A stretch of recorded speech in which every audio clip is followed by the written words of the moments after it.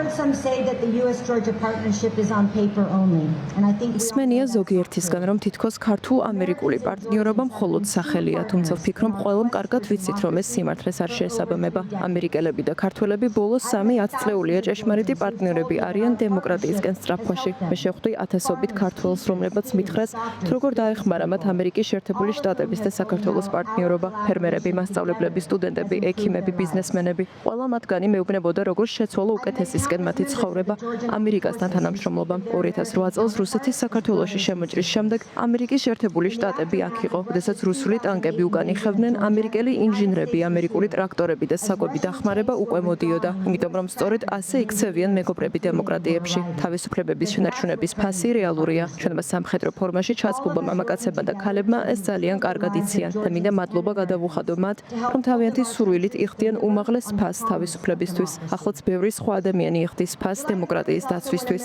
დღესაც ხელისუფლების პოლიტიკური ოპონენტი მოქალაქეები პატიმრობაში არიან.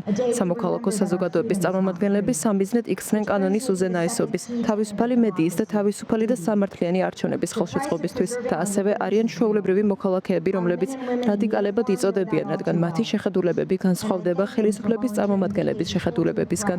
მე ოპტიმისტურად ვარ განწყობილი, რადგან ვიცი, რომ ამერიკელებისა და ქართველების უმრავლესობას ჯერა დემოკრატიის დაპირებისა და ჩვენი ვალდებულებებისა დავიცვათ იგი. მე ოპტიმისტურად ვარ განწყობილი, რადგან ვიცი, რომ ამერიკის შეერთებულ შტატებსა და საქართველოში ბევრი ადამიანი ემსახურება თავის ქვეყანას. მე ასევე ოპტიმისტურად ვარ განწყობილი, რადგან ვიცი, რომ ორივე ქვეყნის ახალგაზრდობა განსაკუთრებულია. ამერიკელი და ქართველი მომავალი თაობისგან მუდმივად ვიღებ შთაგონებას.